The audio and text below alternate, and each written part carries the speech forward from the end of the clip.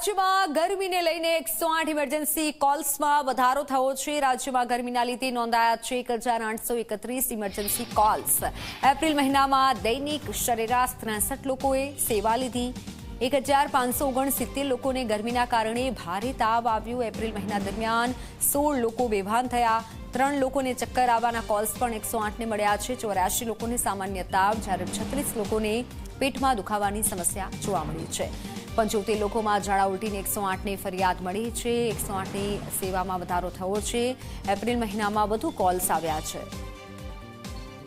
રાજ્યમાં ગરમીના લીધે ઇમરજન્સી કોલ્સમાં વધારો થયો। એપ્રિલ મહિનામાં દૈનિક 63 લોકોએ આ સેવા લીધી છે। ફોનલાઈન પર સંવાદદાતા સપના શર્મા જોડાઈ ચૂક્યા છે। જી સપના, આખરી ગરમી છે અને તે વચ્ચે લોકોને ક્યાંક ચક્કર આવવા, બેભાન થવાની પણ સમસ્યા વધી રહ્યા છે। બિલકુલ થી મિત્ર, ચોંકાવનારા આંકડાઓ સામે આવ્યા છે। આપણે સતત જોઈ રહ્યા છીએ કે અમદાવાદ સહિત રાજ્યના ઘણા બધા જિલ્લાઓ છે કે જેનું તાપમાન 42 થી 45 ડિગ્રીની આસપાસ છે।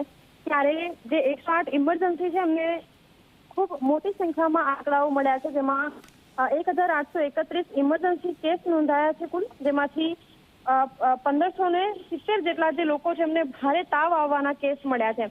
આ સાથે જ 3 લોકોને ચક્કર આવવા જ્યારે 16 લોકો તો બેભાન થઈ ગયા।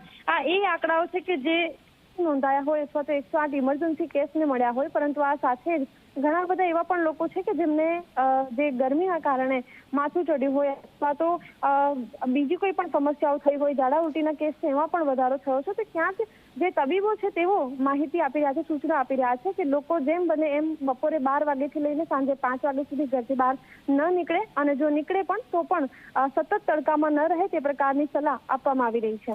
જી બિલકુલ સપના, આભાર માહિતી બદલ।